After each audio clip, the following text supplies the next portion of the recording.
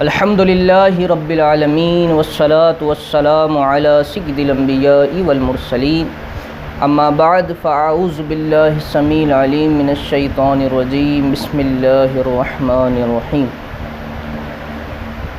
اللہم رب اشرح لی صدری ویسر لی امری واحلل عقدۃ من لسانی یفقہوا قولی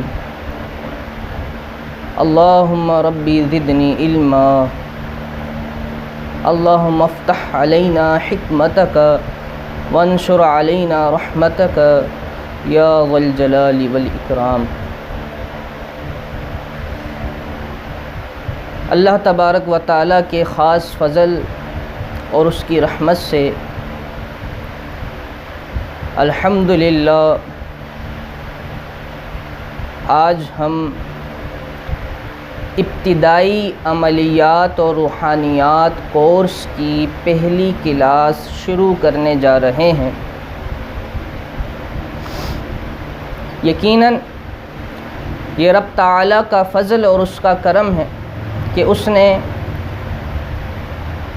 ہمیں یہ توفیق دی، اور جو افراد جو احباب ہمارے ساتھ جڑ چکے ہیں، جو اس کورس میں داخلہ لے چکے ہیں، انہیں بھی یہی تصور رکھنا چاہیے کہ ان پر بھی رب تبارک و تعالیٰ کا خاص فضل ہوا کہ اللہ تبارک و تعالیٰ نے انہیں یہ توفیق بخشی کہ انہوں نے اس کورس میں داخلہ لیا۔ انشاءاللہ یہ کورس مکمل ہونے کے بعد آپ یہ بات محسوس کریں گے کہ اس کورس میں داخلہ لینے کا فیصلہ آپ کی زندگی کے لیے گئے بہترین فیصلوں میں سے ایک فیصلہ تھا،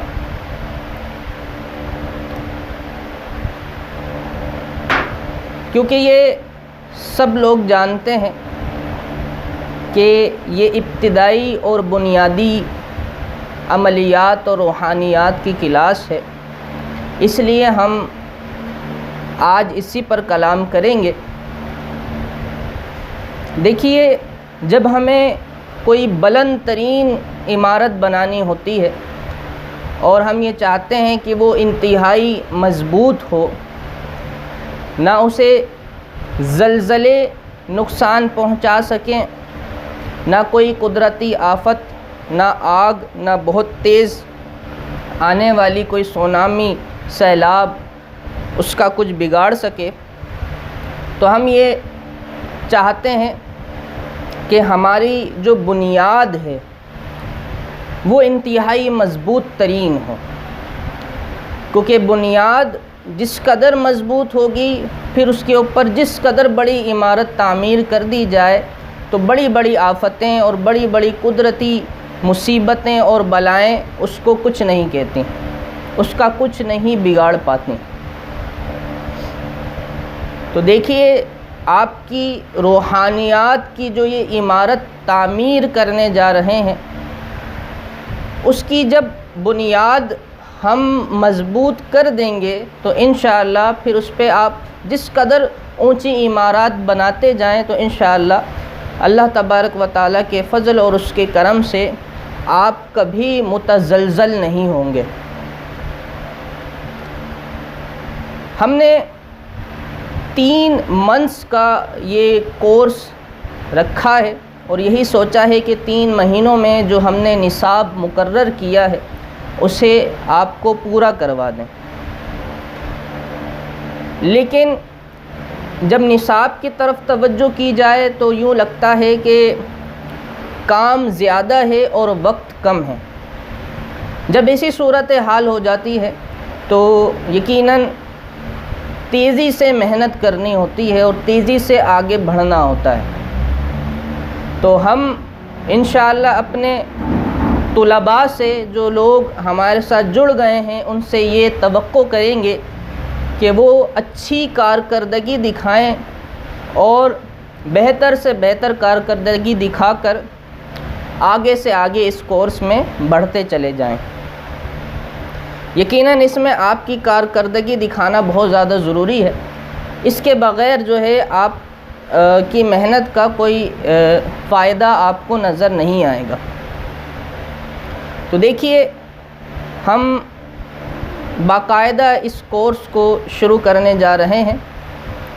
آپ اپنے لیے ایک رجسٹر بنا لیجئے یا ایک ڈائری بنا لیجئے اور اس میں یہ تمام جو اعمال ہم آپ کو بتائیں گے، جو ذمہ داری آپ کو دیں گے، وہ تمام کی تمام لکھتے چلے جائیں. اور جو ٹائم پیریڈ بتائیں گے، جو ترتیب بتائیں گے، جو ترغیب بتائیں گے، وہ بھی آپ اس ڈائری میں یا اس رجسٹر میں اپنے لکھ لیں.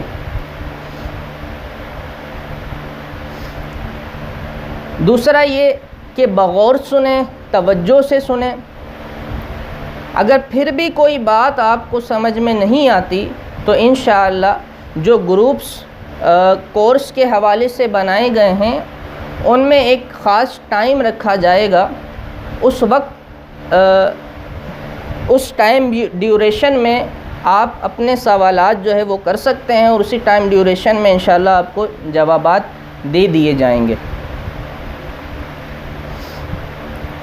دیکھیے یہ عملیات اور روحانیات کا جو معاملہ ہے، اس کی مثال دو دھاری تلوار کی طرح ہے کہ اگر اس کے ساتھ احتیاط نہ برتی جائے اور اس کو سنبھل کے استعمال نہ کیا جائے تو یہ اپنے چلانے والے کو ہی کاٹ ڈالتی ہے.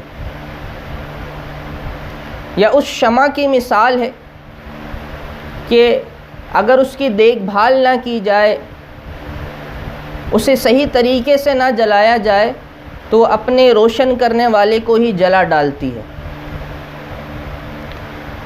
تو بہت ساری احتیاطیں ہیں اور ان احتیاطوں کو مد نظر رکھتے ہوئے آپ نے ان اعمال کو سر انجام دینا ہے.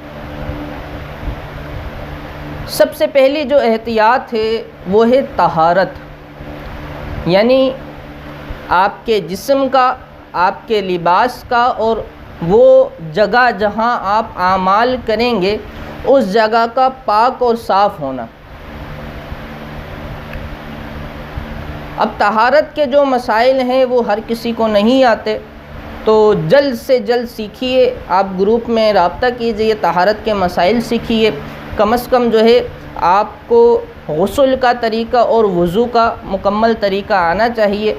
انشاءاللہ ہم وہ پورے جو ہے وہ پیجز وغیرہ، اس کے نوٹس وغیرہ آپ کو گروپ میں سینڈ کر دیں گے. اس طریقے سے اس کو پڑھ لیجئے اور ذہن نشین کر لیجئے. یہ آپ کا پہلا سبق ہے کہ آپ کو طہارت کے مسائل صحیح طریقے سے آنے چاہیے. اگر آپ پاک صاف نہیں ہوں گے تو یہ جو دو دھاری تلوار ہے یہ آپ کو کاٹ دے گی. دوسرا یہ کہ آپ ہمیشہ باوضو رہنے کی عادت بنائیے. یہ باوضو رہنا روحانیات کی بنیاد کی بھی بنیاد ہے.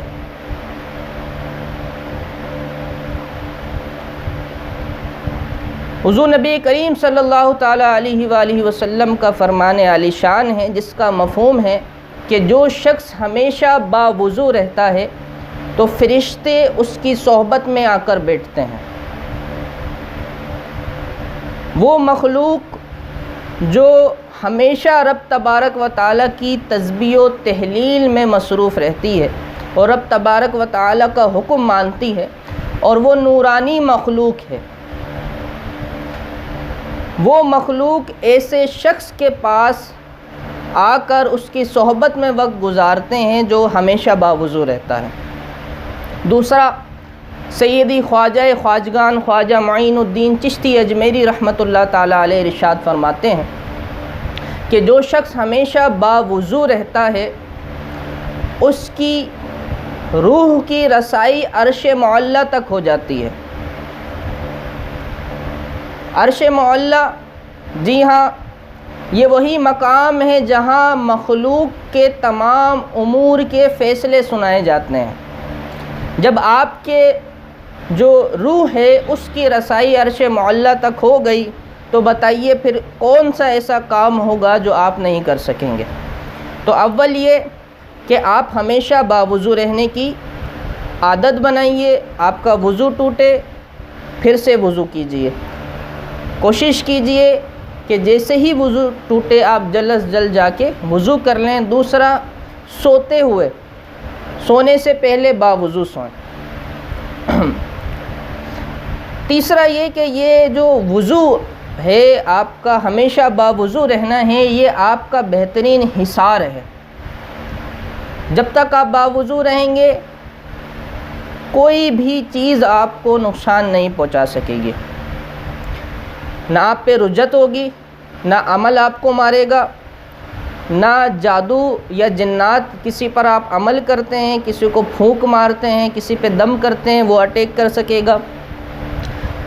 بس آپ کوشش کریں کہ ہمیشہ باوضو رہنے کی عادت بنائیے.